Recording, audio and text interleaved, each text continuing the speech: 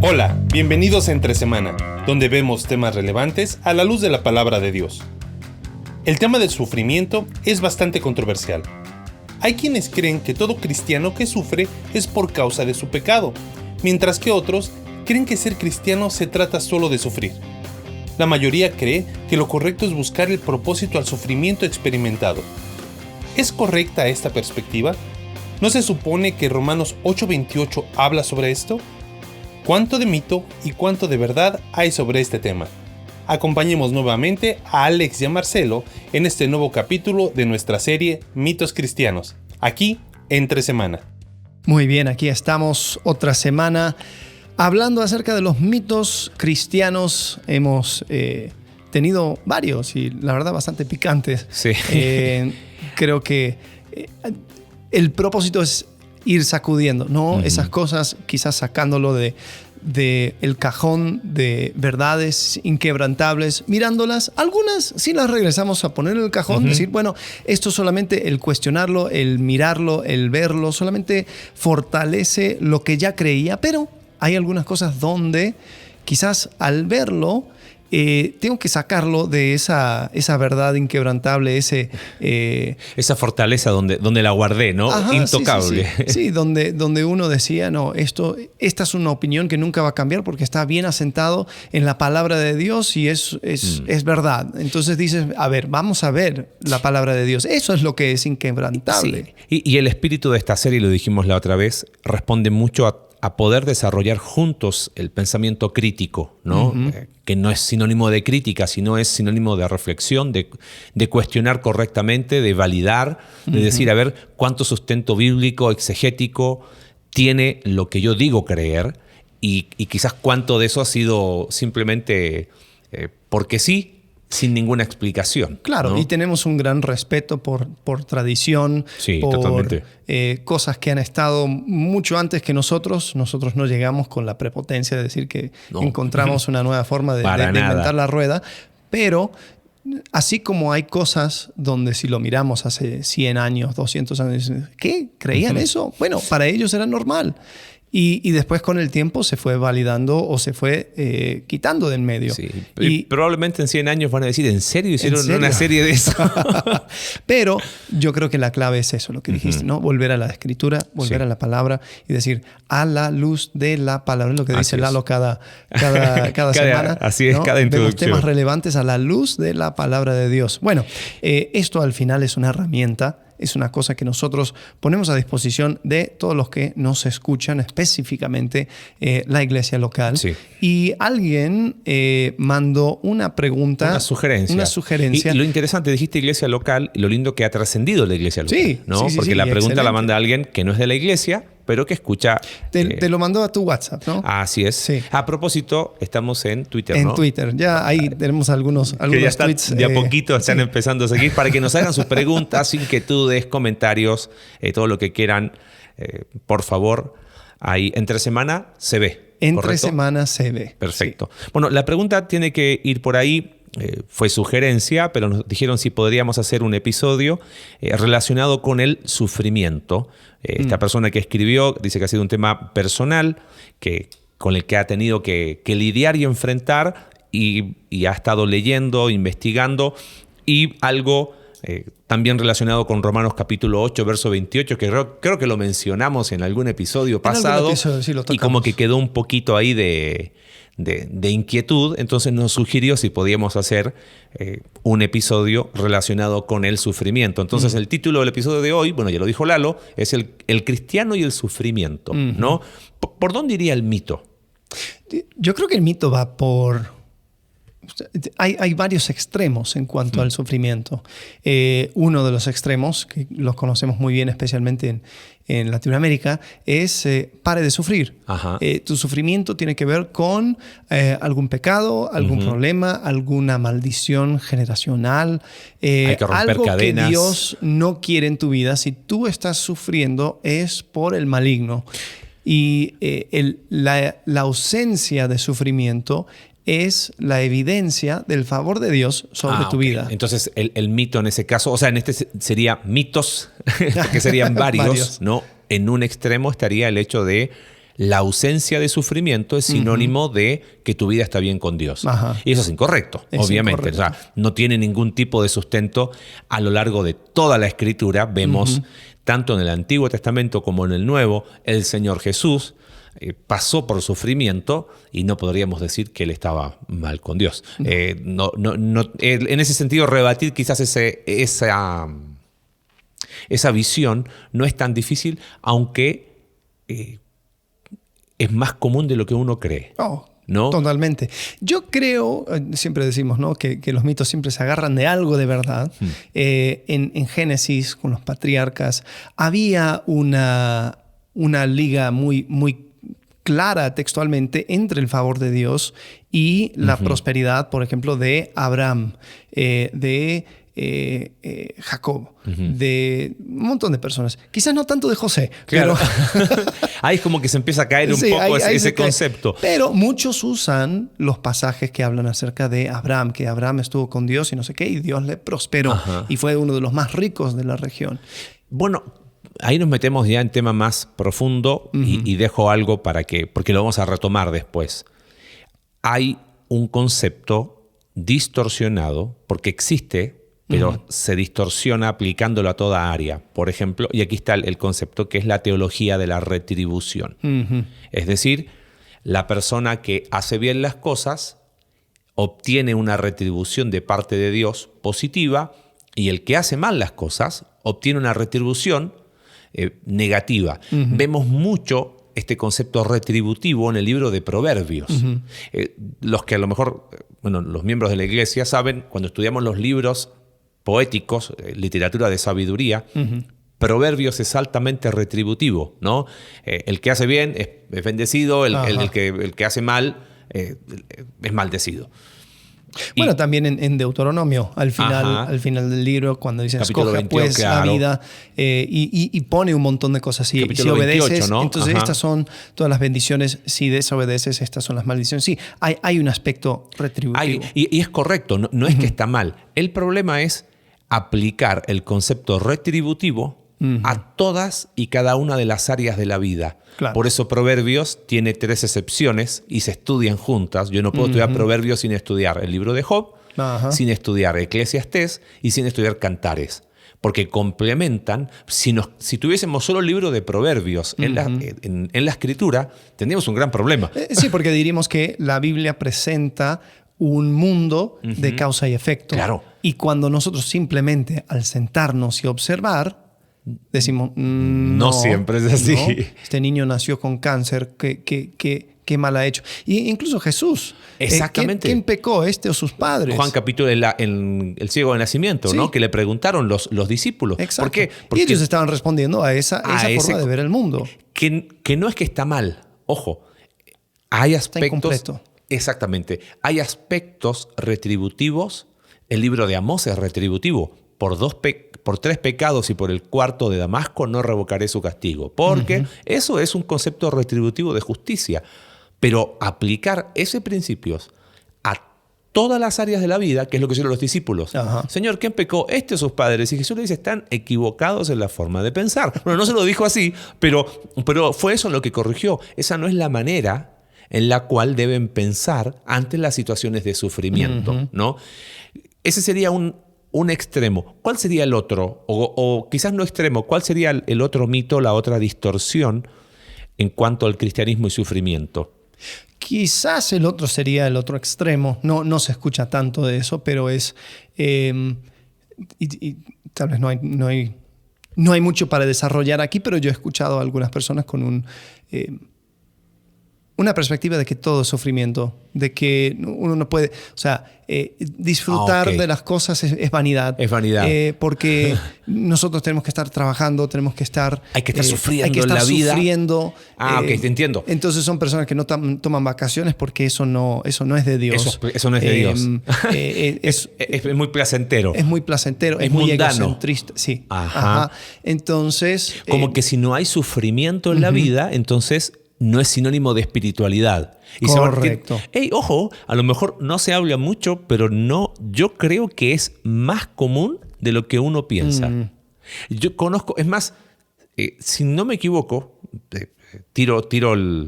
me excuso antes de. Pero una de las dinámicas que generó controversia y cuestionamientos en la iglesia primitiva tuvo que ver que en el tiempo de la persecución, ¿quién era considerado un mártir? Aquel, y generó una... No, ahora sí, es así. No estaba seguro, pero ya me acordé. Hubo toda una controversia, por ejemplo, alguien que era perseguido. ¿Era correcto que se escondiera? Porque si el cristianismo es sufrimiento, entonces ¿para qué se esconde? Claro. Y empezaron a escribir, no, que sí. Y después otros decían, bueno, lo normal es, no me voy a estar exponiendo. Ahora, si me agarran, ya está. Pero después hubo otros que dijeron, no, como que se ofrecían de mártires. Dijeron, no, si te ofreces para el sufrimiento, eso no entra dentro de la categoría de mártir, porque no es estar buscando el sufrimiento porque sí. Ahora, qué interesante, porque claro, nosotros podemos hablar de sufrimiento o de hablar de persecución cuando no hemos sufrido eso, sí. Pero ellos lo estaban sufriendo in situ y estaban esos tres conceptos. No, si no tienes por qué esconderte, si te llegó, te llegó. Yo te decía, oye, pero ¿por qué tengo que buscarlo? O sea, si me puedo evitarlo en la persecución. Y habían otros que estaban medio zafados y que se ofrecían, aquí estoy, persíganme, ¿viste? Claro. Y como que se ofrecían como para ser tipo héroes. Claro, mucho concepto mitológico griego de influencia. Pero creo que es bueno lo que precisaste, porque hay muchas personas, es como que van por la vida y quizás ahí está el mito distorsionado. Como que si no tienen un problema, entonces algo les falta. Como que si no están pasando algo de dolor, entonces como tú les preguntas, ¿cómo estás? Estoy bien, pero no sé si... pero hoy amaneció nublado y eso es un problema, porque como que necesitan sufrir por algo para que su vida tenga sentido. Claro, sí. Y mejor cuando ellos buscan ese sufrimiento bajo la bandera de cristiano, ¿no? Estuve hostigando a mis compañeros de trabajo todo el día, tirándoles tratados y queriendo... les daba bibliazos. Sí, y me echaron del trabajo. ¿Eso es persecución? Claro. No es persecución. No, eso es falta de tino y de criterio. Sí. Quizás pensando en esos dos extremos, en el medio es donde está quizás la mayoría, y creo que algo de mito hay ahí. Y lo hacemos con el respeto y con el cuidado necesario, porque cuando hablamos de sufrimiento estamos hablando de dolor personal de cada uno. Claro. Y quizás en el medio hay una distorsión que dice, bueno, el sufrimiento es parte de la vida cristiana, lo importante es buscarle un propósito. Personalmente, me adelanto quizás a conclusiones finales, creo que ahí es donde quizás entra la mayoría, y el problema es que ese concepto también es distorsionado y trae mucho daño. ¿Por qué? Porque imagínate pasar por sufrimiento y que la primera reacción sea, yo debo buscar un propósito, un porqué, una razón, una causa. Es como que es lo mismo de los otros dos extremos, pero un poquito más espiritual, un poquito menos mecanizado, un poquito más místico. Bueno, pero el Señor... Y ahí empiezan esas frases cristianoides, le hemos llamado muchas veces. Tranquilo, por algo pasan las cosas. Sí. Tranquilo, Dios tiene sus planes. Por algo será. Por algo será. Al final... y ahí aparece el libro de Romanos, ¿no? Al final todas las cosas ayudan para bien. Sabemos que los que aman a Dios, todas las cosas les ayudan a bien. Esto es, a los que conforme a su propósito son llamados. Un versículo muy, muy utilizado, Romanos 8:28, que se usa, yo he escuchado varias formas de explicarlo, y tiene mucho que ver, o sea, el ejemplo que usan es, mira cómo se hace un pastel. Son un montón de cosas, huevo, harina, todo lo demás. Y por sí solo no es algo agradable. Entonces es cuando Dios combina todas estas experiencias, estas situaciones incómodas, este sufrimiento, y Dios crea algo hermoso de eso. Y suena muy bien Y quizás en algunas situaciones específicas uno puede ver cómo es que eso se fue dando, pero no es el punto de ese versículo. Que suene bien no significa que suene bíblico. Uno. Bueno, si no es el punto del versículo, entonces tendríamos que explicar un poquito Romanos capítulo 8 para después profundizar. Y creo que sería interesante hablar un poquito del libro de Job. Tengo acá Romanos capítulo 8 para un poco más de contexto. Capítulo 6 y capítulo 7 está hablando de que no porque Dios nos dé su gracia cuando pecamos, seguiremos pecando, porque esa no es nuestra identidad. Tampoco nuestra identidad es estar bajo sometidos a la ley, y hace toda una analogía en cuanto a matrimonio en el capítulo 7, para llegar al capítulo 8, y empieza el capítulo 8 diciendo, por lo tanto, ya no hay ninguna condenación para los que están unidos a Cristo Jesús, pues por medio de él la ley del Espíritu de vida me ha liberado de la ley del pecado y de la muerte. Y empieza a hablar y habla de que Dios nos ha dado su espíritu, ¿no? Versículo 9, sin embargo, ustedes no viven según la naturaleza pecaminosa, sino según el espíritu. O sea, es que el Espíritu de Dios vive en ustedes. Después está el versículo 11 que habla que ese espíritu ese poder que levantó a Cristo, que es el Espíritu Santo, mora en nosotros, ¿no? Y termina ahí esa primera parte, versículo 15, que nosotros no recibimos un espíritu que de nuevo nos esclavice al miedo, sino el espíritu que los adopta como hijos y nos permite clamar Abba Padre. El espíritu mismo le asegura a nuestro espíritu que somos hijos de Dios. Y aquí está. Creo que este versículo es clave de transición para entender lo que sigue. 17 y 18. Ajá. Dice, y si somos hijos, somos herederos. Herederos de Dios y coherederos con Cristo, pues si ahora sufrimos con Él, también tendremos parte con Él en su gloria. O sea, termina arriba diciendo, soy coheredero con Cristo. Ajá. Pero todavía estoy en la tierra. Sí. Ahí es donde viene ese contraste, ¿no? Y ahí está el versículo 18 que decías tú. Entonces, de hecho, dice Pablo, considero que nada se comparan los sufrimientos actuales con la gloria que habrá de revelarse en nosotros. A los creyentes a los cuales Pablo les escribió, las afueras de Roma, estaban padeciendo persecución. Padecían persecución por ser cristianos de extracción judía, padecían persecución por ser cristianos en Roma, y tenían problemas, además de convivencia entre ellos. Entonces, Pablo, después de mirar, creo que aquí es clave eso, parte con él en su gloria, herencia, está mirando al final, la perspectiva. Y también, o sea, el contexto de esos primeros versículos y adelante, más bien. La creación aguarda ansiedad, a la revelación de los hijos de Dios fue sometido a frustración, y habla acerca de gemido, de un deseo de algo que llegará. Y es eso, y está diciendo, oye, si hay sufrimiento, si hay dolor, es evidencia de que hay algo que todavía no se ha puesto en su lugar. Y por eso el 17 es clave, porque dice, y si somos hijos, somos también herederos. Bueno, si soy heredero, yo quiero ver mi posición. Sí, pero es que ya, pero todavía no. Sí, ¿no? Es ese concepto teológico de sí, estás en Cristo, pero aún no se ha manifestado, como dice primera de Juan capítulo 3, lo que hemos de ser. Entonces, lo que tú estabas explicando, Pablo dice, mira la creación, está igual que tú, creyente. Está esperando, gime. ¿Por qué? Porque vemos que la creación misma está esperando su redención y después incluye a nosotros, ¿no? Sí. Eso está en versículo 22, habla de la creación gimiendo a una. 23 dice, nosotros mismos gemimos interiormente. Y ahí dice, mientras aguardamos nuestra adopción como hijos. O sea, hay la redención de nuestro cuerpo. O sea, porque hay esperanza para nuestro cuerpo. Sí. ¿Correcto? Y la esperanza para nuestro cuerpo no es ser sano hoy, es ser transformado como fue resucitado Cristo. Y después 26 dice que el Espíritu Santo intercede por nosotros con gemidos que no pueden expresarse con palabras. Algunos hablan de eso para hablar de lenguas, pero no. No es el contexto. Esto entra dentro de un contexto de gemir, de dolor, y dice que el Espíritu Santo incluso está en ese proceso, en ese gemir junto con nosotros, porque hay una esperanza futuro, ¿no?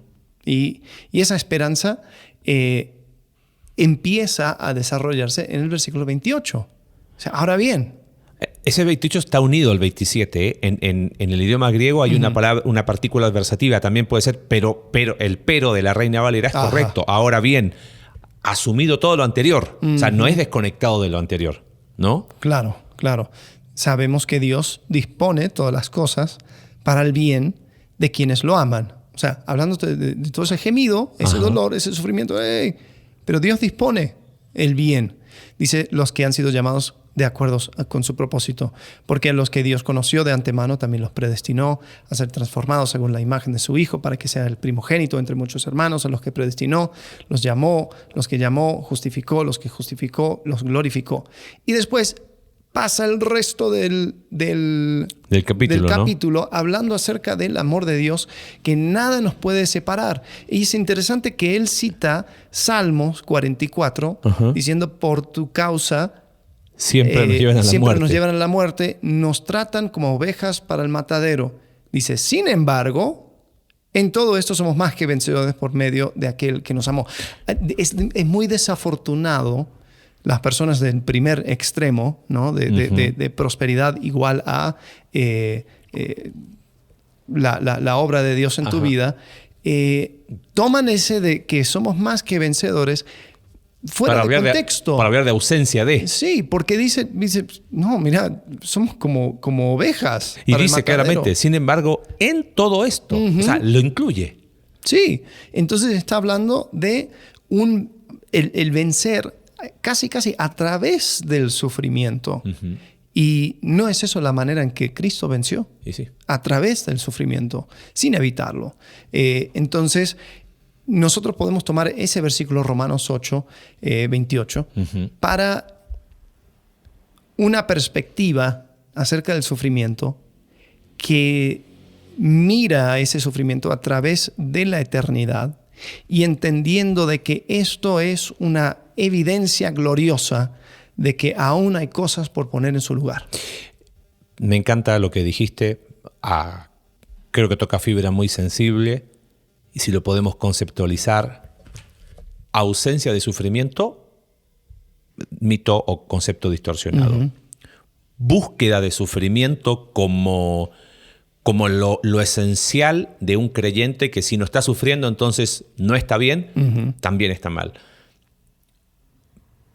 Buscar propósito detrás de cada sufrimiento, creo que esa palabra no es el concepto de Romanos 28, y ahora quiero explicar algo más, sino quizás la clave tiene que ver con sufrimiento en perspectiva. Sí. ¿No? Eso es lo que hace Pablo en Romanos capítulo 8.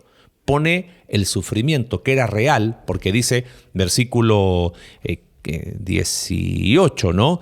Que los sufrimientos actuales, o sea, no dice que no los hay. Claro. Los pone en perspectiva, no les busca propósito. Ahora, ¿por qué aparece la palabra propósito en el versículo 18? Los pone en perspectiva porque dice que no se comparan con la gloria. Y ya había hablado de eso antes. Sí. Es esa gloria que estoy en Cristo, pero aún no se ha manifestado.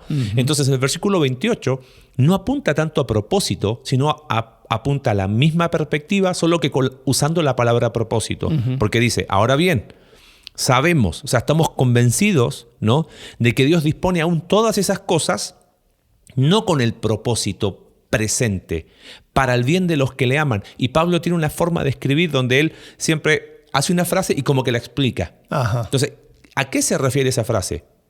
Lo explica en el mismo versículo. Los que han sido llamados de acuerdo con su propósito. ¿Y cuál es su propósito? Lo explica el próximo versículo. Es como que va haciendo así, ¿viste? 1.1, 1.1, y se va, y después vuelve al argumento inicial. Eso es muy, muy propio de Pablo, que no es que se va por las ramas, sino que es como que va explicando lo que va hablando. ¿Cuál es ese propósito? Bueno, a los que Dios conoció de antemano, Él los predestinó a ser transformados según la imagen de su Hijo. Ahí está. El concepto ese de escatológico, final, esa perspectiva final, para que Él sea el primogénito entre muchos hermanos. Y a esos que predestinó, los llamó, es lo que habla el versículo 28, a los que llamó los justificó, y a los que justificó también los glorificó. Y usa el pasado, aunque no es que no es real, no está viviéndose ahora, como una forma de asegurar de que esa perspectiva final va a ser real. Entonces, más que decir, pero mira, Romanos 8:28 habla de que todas las cosas tienen su propósito, no, Romanos 8:28 nos permite entender el sufrimiento en una perspectiva más allá de mi temporalidad en la tierra. Hasta ahí sí. Sí. Y yo creo que hay un punto aquí que tiene el sufrimiento, como dijiste, ¿no? No es tanto un propósito para mí y para mi vida. Hay veces donde Dios te regala una perspectiva mayor, donde tú puedes ver el efecto de tu sufrimiento. Por ejemplo, José. Al final, claro, cuando él está con sus hermanos, dice, lo que ustedes quisieron, lo que desearon para mal, Dios lo ha transformado en algo bueno, en la salvación de nuestra familia. Entonces, Dios le regaló a él una perspectiva donde él pudo agradecer incluso por lo que le sucedió. No es siempre el caso con todos. No todos somos José. No sí, todos tenemos esa opción de perspectiva. Sería perspectiva en esta tierra, ¿no? Ajá, sí. A un Job, Dios no le da la perspectiva. No. Él mira a sí mismo y él se arrepiente y vamos a hablar un poquito de eso, por el concepto que él aplicó equivocado de decir, hey, yo soy justo, entonces el que está mal no soy yo. Sí. Hay una indirecta acusación indirecta de decir, Dios, ¿qué pasa contigo? Si yo hago bien las cosas, ¿por qué me acusan de pecado? No, claro, y incluso su forma de hablar, tú entiendes eso porque dice que quisiera que alguien se pusiera en el medio para poder, o sea, porque yo estoy bien, pero hay un problema. Entonces sí. Se entiende de que quiere una audiencia con Dios porque quiere poner en juicio a Dios. Claro. Y Dios le corrige. Y bueno, y quizás entrando un poquito al libro de Job, porque mencionaste que en contadas situaciones, a veces las personas que sufren pueden tener una perspectiva en este tiempo de cómo Dios usó, cómo el aprendizaje en medio del dolor tuvo un bien más allá de él. Pero eso no es la generalidad, diríamos, es la excepción. Y el libro de Job nos demuestra, porque él no tuvo esa perspectiva. Es interesante, muchos estudiosos, no digo que, vuelvo a repetir, somos ignorantes del tema, nos consideramos simplemente personas con un deseo de aprender, pero a veces es muy fácil caer, y dice, por ejemplo, que el libro de Job habla del problema del dolor en la vida de los piadosos, que el libro de Job se ocupa de responder la interrogante ¿por qué sufren los justos? Y ese es un error. El libro de Job nunca responde eso.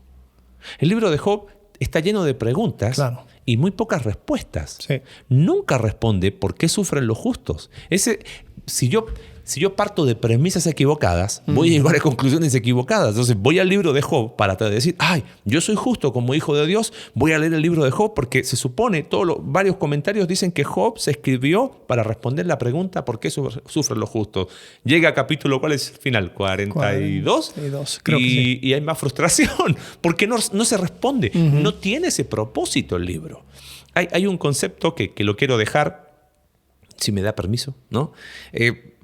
Creo que el libro de Job tiene un propósito que va más allá de eso y es una defensa de la bondad y la justicia de Dios en medio del sufrimiento de su creación. Eso teológicamente se llama teodicea. Es cómo mostrar y demostrar que Dios es bueno, es justo, es moralmente íntegro a pesar del sufrimiento y el dolor. Y eso es lo que al final termina corrigiendo en perspectiva el libro de Job. ¿Por qué? Porque no hay razones, no dice, el justo sufre por un propósito. No dice eso. Simplemente, fíjate que, no quiero que nos vayamos por las ramas con el libro de Job, pero cuando aparece Dios en escena, Dios hace preguntas. Y las preguntas es, ¿quieres estar tú en control? Ajá. ¿Te animas por un segundito? ¿Tú quieres mirar al mundo o quieres controlar al mundo de la manera retributiva que tú piensas o sea, cómo se gobierna el mundo? No funciona. Y es interesante que él habla acerca de Behemoth, acerca de Leviatán, que dicen que son monstruos. Se conectan mucho con historias babilónicas y historias de ese mundo y eran como monstruos del caos. Y Dios como que se jacta de estos animales, de estas criaturas. Dicen, qué increíble, o sea, nadie les puede domar. Yo soy glorificado por medio de ellos. Y es como que el propósito, el propósito de Job no es tanto para decir el justo sufre por un propósito, sino quizás simplemente el justo sufre. Nada más. Y quizás tomando un poco a lo que dijimos de Romanos, sí hay una conexión. Porque el libro de Job, ¿sabes qué nos da? Nos da algo que debería ser no digo consuelo, sino una verdad que siempre tenemos que tener presente. No tenemos toda la perspectiva completa de las cosas. Esa sí quizás sería una conclusión del libro, sí. Porque es lo que dice Dios. Sí. Tú no tienes toda la perspectiva, tú no puedes controlar la creación. Es como que le ofrece. ¿Dónde estabas tú? ¿Cómo harías para preocuparte de esto, de esto, de esto? Quizás hasta dónde detrás de ese deseo es que yo quiero, y lo decimos con mucha delicadeza, cuando uno está pasando sufrimiento, la pregunta más lógica es ¿por qué? Y es inevitable, es propia de la naturaleza humana. Y lo hablamos, y no quiero insistir en ese tema porque lo hemos hablado en episodios pasados, por eso es tan necio eso de no le preguntes a Dios los por qué, pregúntale los para qué. Eso es la necedad más grande que hay, porque la naturaleza humana siempre va a preguntar un por qué. Jesús preguntó desde la cruz por qué. Tiene que haber un espacio en nuestras iglesias para que las personas que sufran puedan encontrar ese lugar para decir, Señor, tengo preguntas para hacer, y que puedan abrir su corazón. Yo creo que el libro de Job, dentro de sus propósitos secundarios, es eso. Derrama tu corazón. ¿Quieres reclamarle? ¿Tienes ganas de preguntar por qué? Y aún yo me imagino el libro de Job arrastrándose, diciendo, Señor, aún si tú me matas, o sea, no entiendo nada, pero sigo confiando en ti. Pero tengo preguntas. Sí. El por qué es propio de la naturaleza humana. Lo que no siempre va a haber es respuesta a ese por qué. Es ahí donde Romanos 8 nos da perspectiva, que no es lo mismo que propósito. Y es donde Job nos recuerda otra vez perspectiva, que no es lo mismo que propósito. Quizás hasta donde, en medio del dolor, mucho de la pregunta de querer buscarle un propósito responde a ese deseo de control, responde a que me cuadre todo, a que 2 más 2 siempre me dé 4 en mi mundo. Y la respuesta de Dios es, mi querido Job, no siempre va a ser como tú consideras que es, ¿no? Y es por eso que este concepto de teología de la retribución aplicada a todas las áreas de la vida es vivir a las puertas del infierno. Claro. Uy, me enfermé. Uy, ¿qué hice mal? Choqué. Uy, no oré en la mañana. No, y así podríamos llevarlo a cualquier área, ¿no? Sí. Pasé toda la noche con vómito porque no oré antes de comerme los tacos. Algo así. No, yo creo que el sufrimiento es algo donde sí nunca vas a tener la perspectiva completa, pero sí yo creo que hay dos cosas que siempre te da el sufrimiento. La primera tiene que ver con una perspectiva que tiene Pablo, y lo menciona en diferentes lados. Uno es en Colosenses capítulo 1, verso 24. Dice, ahora me alegro en medio de mis sufrimientos por ustedes y voy completando en mí mismo lo que falta de las aflicciones de Cristo en favor de su cuerpo, que es la iglesia. Y dice, de esta llegué a ser servidor según el plan que Dios encomendó para ustedes, dar cumplimiento a la palabra de Dios. Y yo entiendo de que Pablo entendía el sufrimiento como una forma de conectarse aún más, de manera más cercana a Cristo. Y si él, en servicio a la iglesia, sufre, él es como que se va al lado de Cristo, va junto con Cristo en esa labor. Porque así como Cristo sufrió por la iglesia, él también está sufriendo por la iglesia, y él llega a entender mejor a Cristo.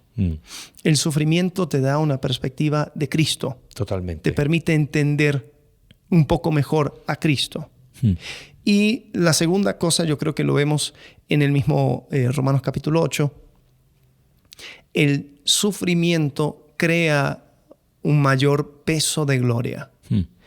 Te hace cada vez más obvio de que esta no es la manera de vivir. Esa manera plena, eterna, que va correspondiendo a cómo Dios nos creó como seres eternos.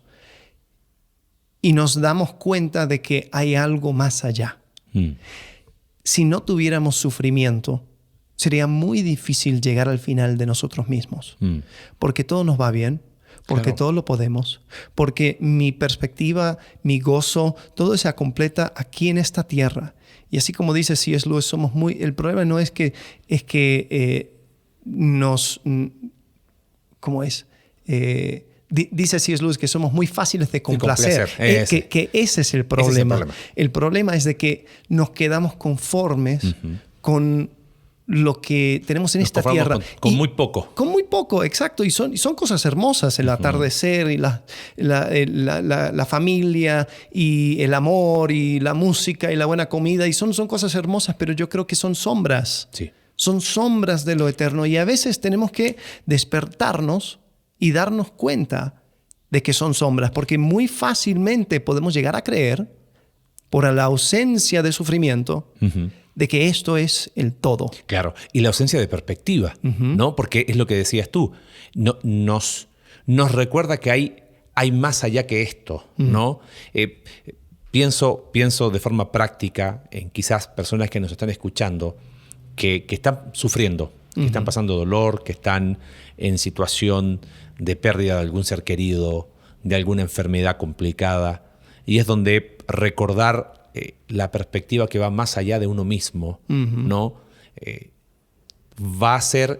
No va quizás a quitar el dolor, pero sí va a ser posible encontrar consuelo. Pero si vas por la vida en la búsqueda de propósito, es como que esa búsqueda de propósito rechaza el consuelo de Dios. Porque Dios, es como que Dios viene trato de imaginar, Dios viene a consolar y no, es que yo no quiero tu consuelo. Yo no quiero tu paz. Yo quiero una explicación. Yo quiero que tú me digas por qué pasó lo que pasó. Ese deseo de querer tener todas las variables controladas, todos los factores explicados y bien acomodados, de alguna forma lo que hace es terminar rechazando indirectamente la paz que solo Dios da, el consuelo que solo Dios da en un tiempo de dolor y sufrimiento. Sí. Que es muy diferente a cuando yo añado perspectiva, ¿no? Y creo que lo mencionaste muy bien y lo dejaste para seguir profundizando mucho más sobre el tema. Tendríamos tanto más para hablar en cuanto a este tema. Pablo dice, ¿no? Que las aflicciones, en 2 Corintios capítulo 4, verso 17, que está leve tribulación, cito de Reina Valera, leve tribulación momentánea, produce un más excelente peso y eterno, y ahí está, el peso y eterno peso de gloria, perspectiva. Sí. Y ahí añade el versículo 18, Totalmente. No mirando las cosas que se ven, sino las que no se ven. Y constantemente, si tú ves a Pablo, siempre el concepto tiene que ver y apunta a perspectiva y apunta al avance del Evangelio. Claro, ¿no? claro. Sí, y o sea, desafortunadamente yo estoy en una temporada donde lo estoy viviendo muy de cerca. El apóstol Pablo, en 2 Corintios 12, habla acerca de una espina. Dice, me fue clavado en el cuerpo, es decir, un mensajero de Satanás para que me atormentara. 3 veces le rogué al Señor que me la quitara, pero Él dijo, te basta con mi gracia, pues mi poder se perfecciona en la debilidad. Y creo que Pablo entendió de que, número 1, nadie quiere el sufrimiento, nadie lo busca,